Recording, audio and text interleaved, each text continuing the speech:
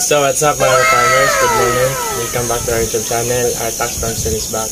At kung bago ka pa lang po sa aming YouTube channel, ay huwag mo sanang kalimutang mag-subscribe, mag-react, at pag-click na din po yung notification bell para maging updated kayo sa next namin na upload na videos.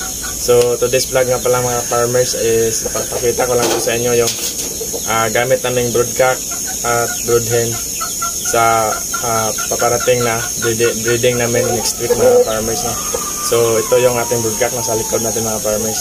Tapos yung broodhen natin ay nandun pa sa kulungan mga farmers no. So ang unahin natin ipapakita mga farmers is yung ating broodhen. So kukunin ko muna mga farmers.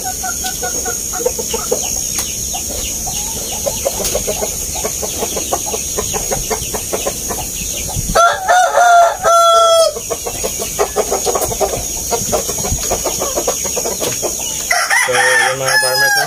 So ito yung gagamitin natin na broodhen for breeding natin next week mga farmers. Ito ay Japanese Shamo, authentic Shamo ito mga farmers, Guhan line, Guhan DBC line. So yan sa kalaki mga farmers. Tapos yung mukha yan. So next week pa ito masimula na mag-breed mga farmers no? So nakahanda na to sila mga farmers. Naturukan na namin ito ng Bilamel, yung pangpataba, tapos yung vitamins nila. Okay na. Ano? Ready na ito mga farmers. Yan. Ito yung hen namin galing kay MG Shamo line. Yan. Galing Mindanao ito mga farmers. So last week pa ito dumating mga farmers no. So ngayon next week is mag-breed na kami nila mga farmers. So ito yan mga farmers oh. Ayan. Tapos yung gagamitin nating broodcock mga farmers ay itong dito sa likod. So kunin ko muna mga farmers.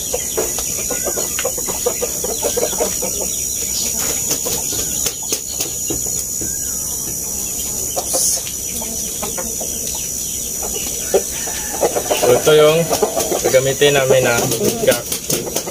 Yan. For breeding next week mga farmers. Authentic Shamo, Guhan, DBC line mga farmers. So galing pa rin ito kay MG Shamo line mga farmers from Mindanao no. Yan.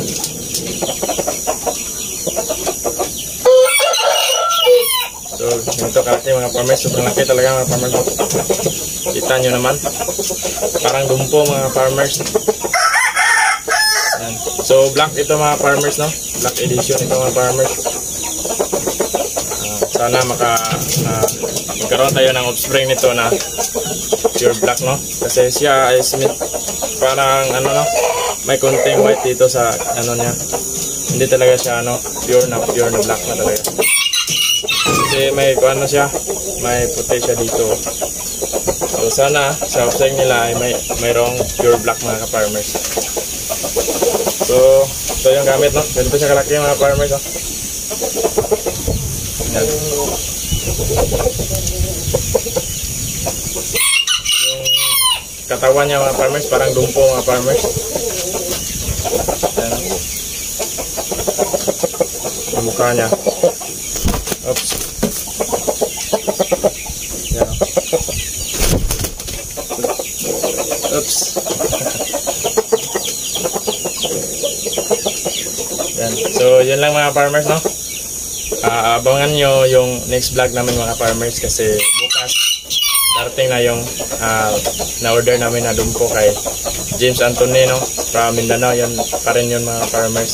So bukas yung darating mga farmers i-vlog namin. Tapos abangan nyo mga farmers para makita na din nyo yung bago namin alaga dito sa yard.